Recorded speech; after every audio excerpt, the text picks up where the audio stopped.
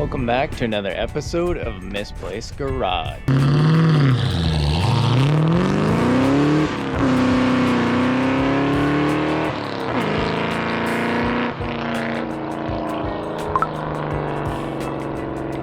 Today, I'm going to be talking about my top 5 things that I love about this truck and top 5 things that I hate about this truck.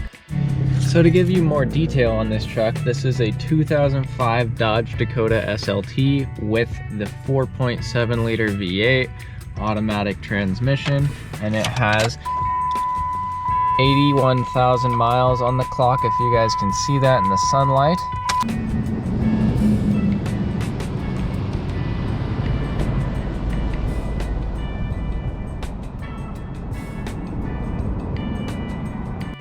And to start off, the top 5 things that I hate about this truck, it's going to be the seat. And it's not because it's not cushioned or anything, but it's basically because you have such a high, sitting position. I can't lower the seat anymore. I'm not a real tall guy, but when I look down, I can't see any stoplights or anything above this, so I sort of have to lay back in the truck so that I can see stoplights when I'm literally sitting here. If not, I would have to be looking under the thing to see if I can see whether it's green or red, you know? So it's a little annoying if you don't see it from a ways away. So if they could have made this seat drop down a little farther, that would have been sweet, but here we are.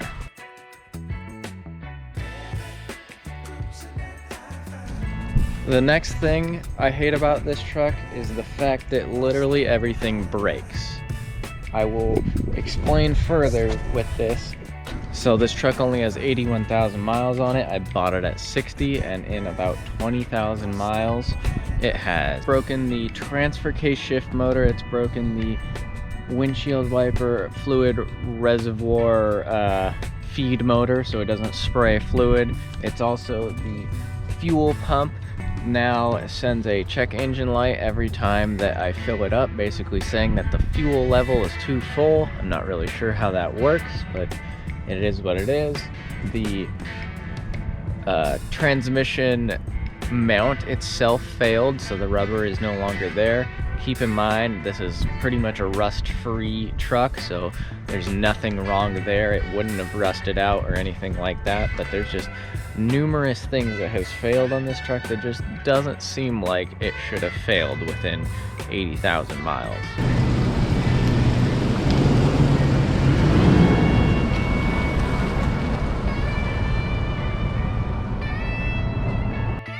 The next thing on the list is, this is a 4-door model, and I know it is a small truck, it's a mid-size, but I'm upset that they didn't offer a 6-foot bed for it. I understand that it's probably the cost of building things of different sizes and stuff, but 5 foot 4 inch or something like that is kind of small in my opinion. It should have came with an option of a 6-foot bed, but then again, I understand then we're kind of getting out of the mid-size range of trucks, but it's just something that's a little annoying to me. I understand that I could have opted for the 2-door with the longer bed. I think the 2-door has a 6.5-foot bed, but at the time I wanted a 4-door. I no longer want a 4-door, but it's just something to keep in mind if you guys plan on buying one of these.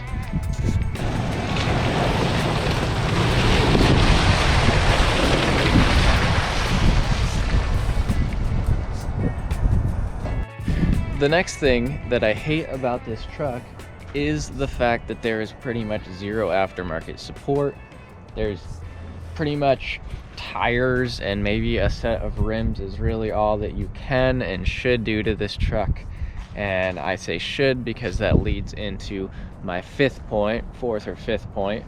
And yeah, there's very minimal aftermarket support. It's pretty lousy to me.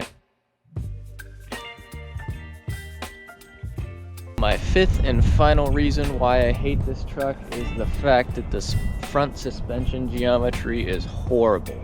And that pretty much is why that there is no aftermarket support.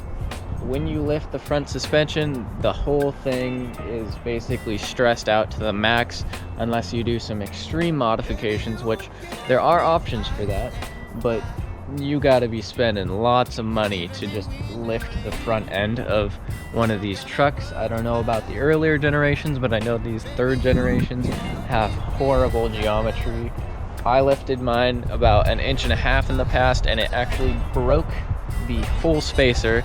Keep in mind it was a solid billet aluminum spacer with like grade 8 or taller studs on it, and it broke all of the studs off. It pretty much put the A-arm and the drive shaft all at an extreme angle, and it just wasn't good, so I ripped it off and got rid of it, and now I'm back down to stock height. So now I'm going to take you guys around. I am at an off-road park, so I'm just kind of filming a video, but I got all my notes on here, and now I'm gonna go through 5 reasons why I love the Dodge Dakota and just all of these trucks in general. I've never owned any of the other generations, but this third one seems to be pretty awesome. Keep my window down so I can hear if there's a dirt bike coming by or something, but hopefully the video isn't too wobbly, you know.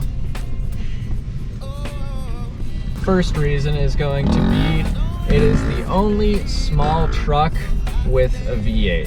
Now, I mean by that is like the Ford Ranger or the Chevy Colorado or any of those trucks, those all came with V6s. I think the Colorado might have had an inline 5 at one point, but none of those trucks came with a V8, and for me, I love a good small V8.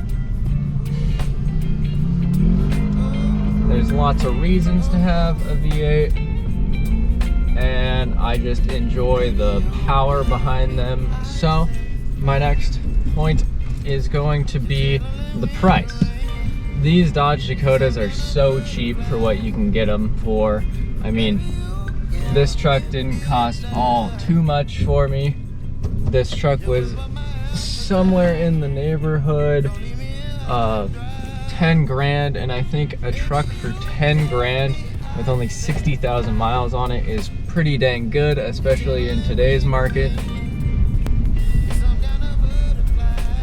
And yeah, that leads me to my next point is this is the only small truck that comes in a 4-door of this model and this year and sort of stuff. Obviously you can get like the new trucks and like 2020s and up.